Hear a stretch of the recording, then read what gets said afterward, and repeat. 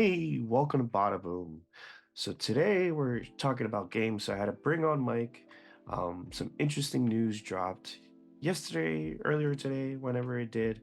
Um, there's some rumblings that some Microsoft is changing strategies and they're looking to put some of their exclusives on other platforms, including PlayStation. So let's talk about it. What do you think about that, Mike? Well, the thing that surprises me the most in regards to this announcement, leak, whatever you want to call it, is that it hasn't happened sooner. When Microsoft acquired Bethesda and all these other companies, it was pretty obvious that the return on investment wasn't going to be there if they weren't managing to sell as many copies of those games as possible. And when you look at the fact that there are significantly more PlayStation 5s out there than there are Xbox Series X consoles and Xbox Series S consoles combined, this decision just makes sense from a business perspective in every way. And I am curious why at this point they want to do it and they didn't do it earlier with Starfield. Because I can imagine that a game as big as that would need to see some pretty big numbers. And they probably didn't see the numbers that they wanted to see. So, I mean, maybe this is something they've been mulling over for a while now, and it's only just now coming to the attention of the insiders. But apparently, the first game they want to do this with is the Indiana Jones game that's coming from Machine Games, and not much to be excited about there. But I saw yesterday on I was scrolling through Reddit, and there was some rumblings about Starfield coming to the PS5, and now that makes a lot of sense because that's a huge game. I know it wasn't received very well, critically, but it still moved a lot of units. So, and before Bethesda was bought by Microsoft, they had already been working on a version of Starfield. I should say before they were bought, it was still supposed to be a multi-platform game. So somewhere out there, there is like a basic version of Starfield already running on a PS5. Somewhere in Bethesda headquarters.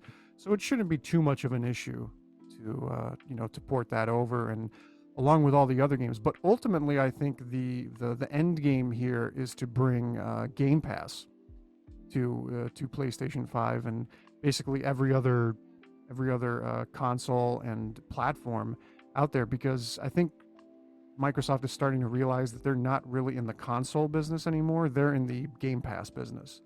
And the wonderful thing about Game Pass is you can have it not just on a console, but you can have it on a TV, you can have it on a phone.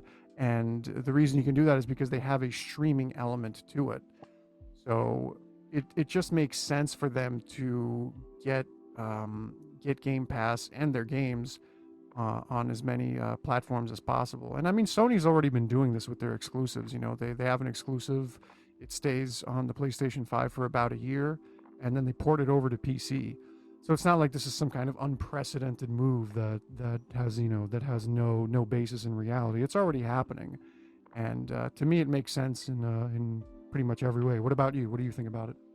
Yeah, I think part of the decision of it kind of leaking now, about a week ago or a couple days ago, Microsoft had its earning reports for the last quarter, and a lot of it, was focused on gaming and how profitable that division is.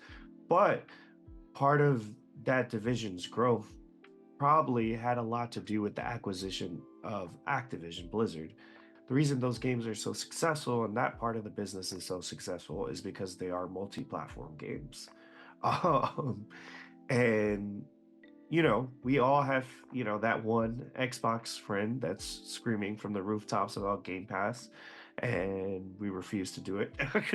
But I'm sure they're looking at that and just how much money that's losing based on, if streaming loses money on movies, you can only imagine how much of a loss leader it is in gaming. So to really kind of like bolster that, which they've done, they've spent billions of dollars to acquire these studios, Bethesda and Activision and others.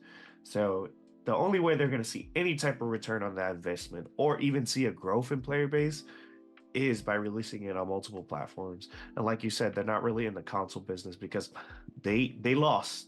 They lost the console wars badly. They had a little bit of a lead in the 360 days, but they haven't recovered since that announcement of the Xbox One.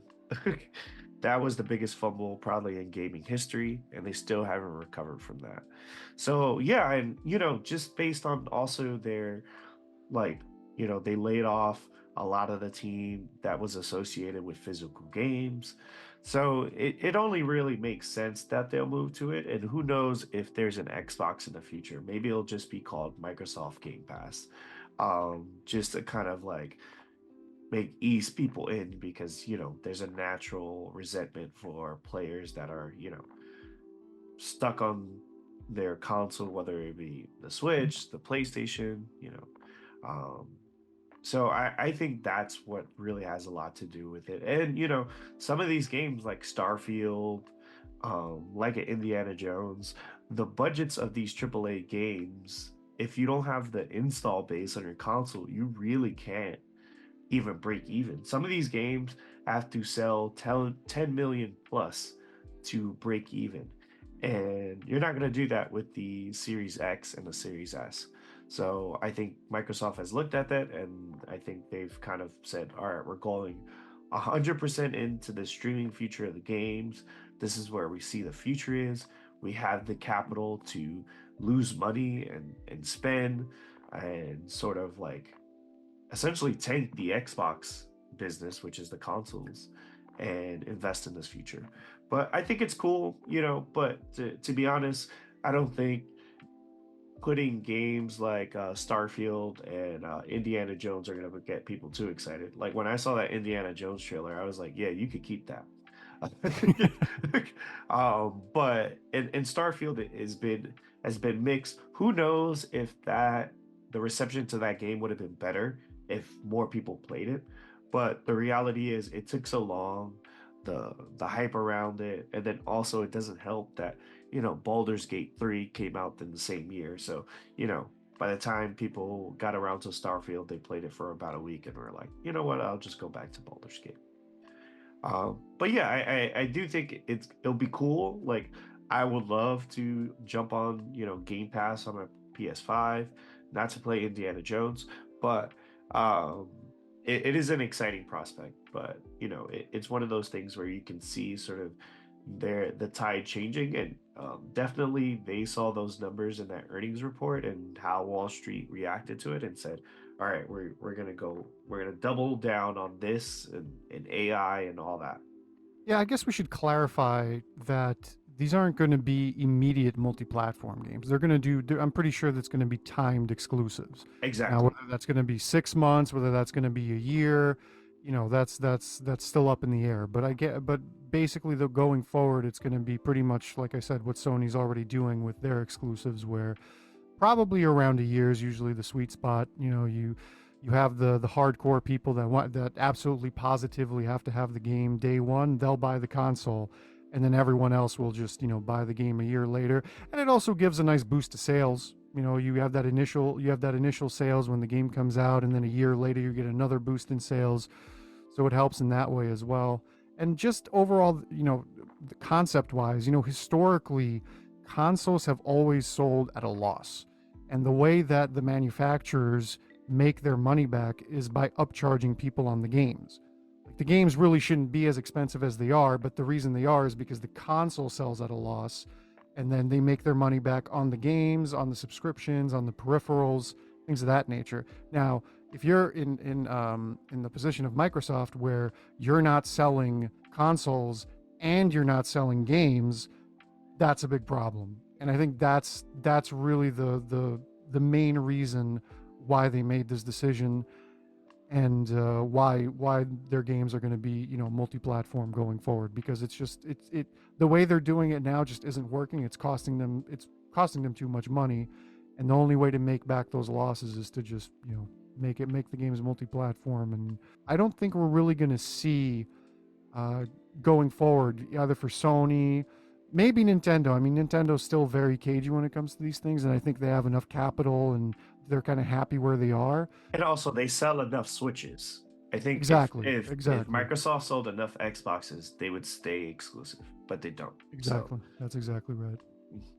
Yeah, so I think that's pretty much all we have to say about it, unless you have something else to add.